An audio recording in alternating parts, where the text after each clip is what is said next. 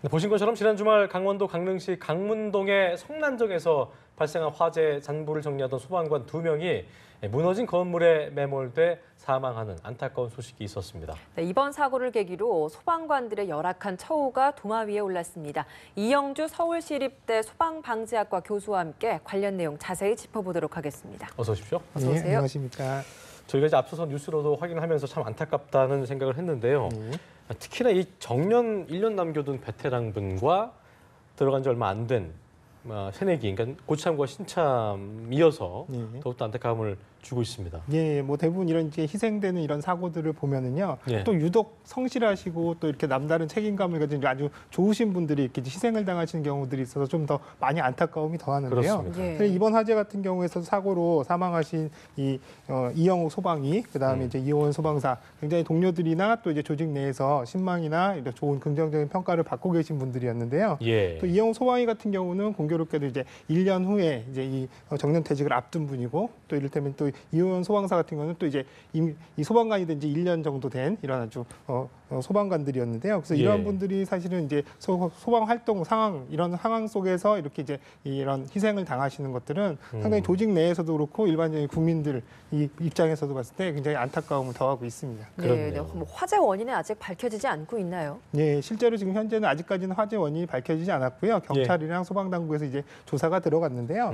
현재까지 알려진 바에 의하면은 지금 여기 이 시설에는 전기 배선이라든지 전기 시설 자체가 없었기 때문에 네. 전기적 요인에 의한 화재라든지 기타 또 다른 사용 중이 아니었기 때문에 다른 사용 중의 화재의 가능성은 상당히 적은 걸로 보고 있습니다. 그래서 네. 이러한 어떤 화재 원인 이런 것들을 종합적으로 고려해 봤을 때 또 그리고 초기에 화재가 발생했고 또 이후에 또 다시 재발한 점 이런 것들을 봤을 때는 또 방화의 가능성도 충분히 염두에 두고 이런 원인들을 지금 조사 중입니다. 여기가 지금 무허가 건물이라면서요? 예, 이 건물이 굉장히 오래전에 지어진 건물이거든요. 예. 56년도에 지어졌다고 하는데요. 그러다 보니까 그 당시에 뭐 건축법이라든지 이런 여러 가지 행정책 이런 것들이 제대로 갖춰지지 않은 때에 이제 지어진 건물이라서 이런 건축 허가라든지 이런 상황이 아닌 상태, 그래서 즉 무허가 건물인데요. 근데 이렇게 이제 무허가 건물이다 하더라도 문화재고 굉장히 오래된 건물이다 보니까 문화재적으로 이제 가치가 있다고 판단을 해서 그랬군요. 정식 문화재는 아니지만 문화재 형태로 이렇게 이제 관리가 되는 이런 형태이기 때문에 사실은 좀 안타까움이 있습니다. 그러니까 결과적으로 그러니까 뭐 지정은 안 됐지만 비지정이지만 예. 오래된 어떤 전통적 가치를 갖고 있어서 예. 비지정 문화재로 분류가 됐었지만 이게 상대적으로 취약한 게 뭐냐면 이제 화재의 사각지대에 있기 때문에 뭐 보수를 한다고 정기적으로 그러지 않을 거 아니에요. 네, 맞습니다. 이런 부분 해야 될 텐데, 그죠? 예, 그러니까 이제 이 부분이 정식 건물이 아니다 보니까 관리를 하려고 해도 관리적인 근거가 없고요. 그렇네요. 또 이런 것들의 점검이라든지 이런 것들을 이제 강제적으로 하기 위해서 의무화하려고 해도 그런 주체들이 불명확한 거죠. 예. 그러니까 한마디로 진행자님이 말씀하신 대로 관리의 사각에 놓여졌다는 점, 또 그리고 관리의 사각에 놓여져 있다 하더라도 문화재적 가치가 있었다면 이러한 것들을 어쨌든 관리 테두리 안에 들여놓고 그렇죠. 관리를 했어야 되는데 그러한 부분들이 이루어지지 못한 점은 아쉬운 부분입니다. 그렇네요. 네, 지금 문제가 지금 관리의 사각지대에 있었다고 하더라도 이게 붕괴 위험 때문에 주민들이 여기에 보강 공사를 해야 된다라는 요구를 미리 했다고 합니다. 이거는 네. 뭐 관리의 사각지대에 있었다고 하더라도 미리 사전에 언급이 있었는데 관리를 하지 않았다라는 좀 문제점이 아닐까 싶기도 네, 한데요. 아마도 이 건물 자체가 이제 지역에서는 굉장히 또 이제 나름대로 문화적 가치가 있다 보니까 지역 주민들이 관심 있게 이렇게 살펴보고 그랬었던 건물인 것 같아요. 예. 2015년 9월에 이 근처에 이제 대규모 호텔을 지으면서 이 공사로 인해서 이제 성난정에 이제 이 균열도 생기고 이런 여러 가지 약간의 구조적인 문제에 관련된 부분들을 징후를 감지를 해서 이런 부분들을 적극적으로 아마 주민들이 요구를 하셨던 것 같아요. 네. 그래서 이제 이런 부분들이 적극적인 요구가 있었음에도 불구하고 다소 이제 이런 부분들이 좀 미흡했다라고 하는 부분들이 이번에 좀 밝혀졌습니다. 예. 또 하나 좀 뭐 공분을 살 거라고 하긴 뭐합니다만 어쨌든 좀 어이가 없는 게 이게 그 동료 소방관들이 결과적으로 오래된 건물이어서 보존 가치가 있기 때문에 적극적으로 진화를 하려다가 사고를 당한 건데 화재 진압의 업무 처리 과정에서 파손된 것을 놓고 소방관의 사비로 물어야 된다는 사실이 알려져서 또 논란이 되고 있더라고요. 네, 뭐 최근에 또 알려진 바에 의하면 이제 몇 달 전쯤에 소방관이 구조 활동을 하다가 그 구조하려는 그 여학생의 상해를 입혀서 그런 부분들이 문제가 되기도 했었거든요. 예. 그러니까 사실은 이런 이제 재산적인 피해, 인적인 피해, 물적인 피해 이런 것들이 소방 활동 중에 발생하는 부분들이라면 이런 부분들이 면책 범위가 좀 더 넓혀져서 소방관들이 적극적으로 이런 부분들을 임할 수 있게 해야 되는데요. 지금 그렇네요. 현재는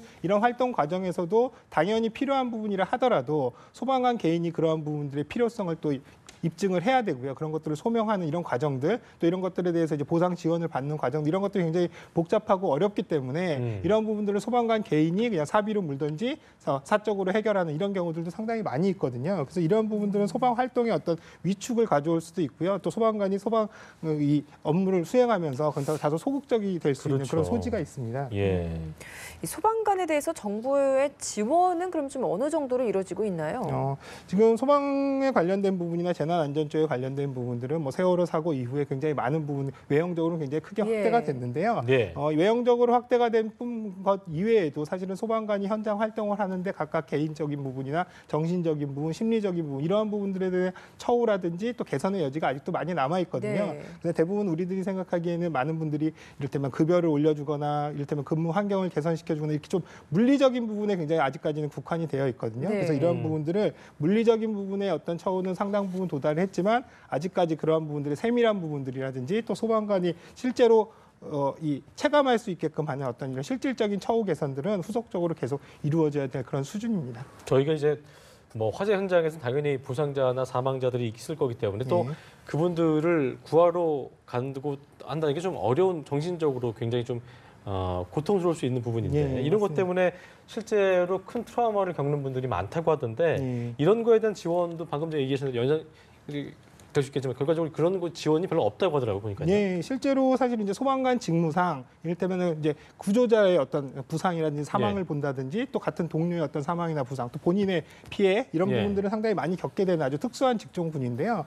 일반인에 비해서 거의 한 10배 이상 이런 부분들을 이제 겪게 되기 때문에 충분히 이러한 부분들의 어떤 후속적인 처리 또 이런 부분들 이제 심리적인 치료 이런 것들이 필요한데 사실상 이러한 부분들이 지금도 현재는 많이 예전보다는 이루어지고 있긴 합니다만 실제적으로 소방관들 이런 정신적으로 피해를 입고 있는 분들 자체도 집계 자체가 실제로 드러나 있는 것보다는 훨씬 더 많습니다. 그러니까 그런 것들도 사실은 실제적인 파악도 필요하고 이런 부분들이 근무에 어떤 부담을 안 주면서 충분히 이런 치료나 심리 상담을 받을 수 있게끔 하는 어떤 이런 치료의 확대 이런 부분들도 좀 병행이 될 필요가 있습니다. 좀 더 확대될 필요가 있죠. 이 사건이나 사고가 터져서 한 번씩 이렇게 소방관들이 목숨을 잃는 안타까운 사고가 나고 그게 언론에 노출이 됐을 때마다 한 번씩 늘 이렇게 소방관의 처우에 대한 문제가 도마 위에 오르곤 하는데 그럴 때마다 이게 그냥 말로만 수면 위로 떠올랐다가 가라앉곤 하는지 아니면 그걸 계기로 한 번씩 좀 개선이 되고는 있습니까? 어떻습니까? 지금 여러 가지 상황들이 이제 그동안에 최근 한 10년 이 정도 동안에는 계속 지속적으로 소방관의 처우는 많이 이제 개선이 되어 왔고요. 그래요? 그러면서도 또 한편으로는 아직까지 계속 반복적으로 지속되지만 해결되지 않는 문제들도 있습니다. 이를테면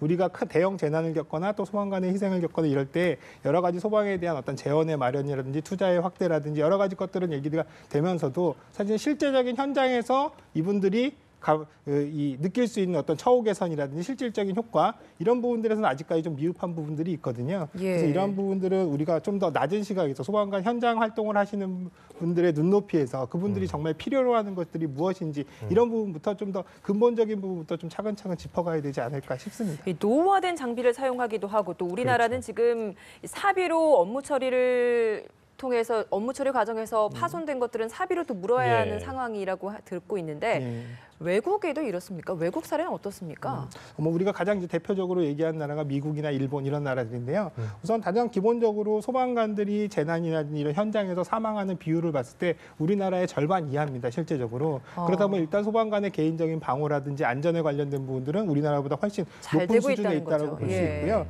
또 개인 장구 같은 경우들도 우리나라도 사실 개인 장비 같은 경우는 많이 발전을 해서 외국 선진국 수준에 못지않은데요. 다만 이런 장비들의 지급이라든지 또 이런 것들이 교체 연한 내구성 또 그다음에 사용을 많이 하면 많이 할수록 또 그만큼 또 성능이 내구 연한이 되지 않더라도 성능이 저하가 되는 부분들이 있잖아요. 그러니까 이런 것들을 점검하고 다시 기능을 유지할 수 있게끔 해주는 이런 부분들이 좀 다소 많이 미흡한 부분들이 있거든요. 그래서 좋은 장비를 사서 쓰게끔 하는 것도 있지만 그런 것들을 소방관들이 항상 제대로 기능하면서 사용할 수 있게끔 해주는 것들 이런 부분들에도 좀 더 신경을 써야 될 필요가 있습니다. 그래요. 정부의 어떤 물심양면적인 어떤 그 보호망 또 대책이 좀 필요하다는 걸 저희가 다시 한번 느낄 수 있었습니다. 지금까지 이영주 서울시립대 소방방재학과 교수와 함께 자세한 내용 짚어봤습니다. 고맙습니다. 네, 감사합니다.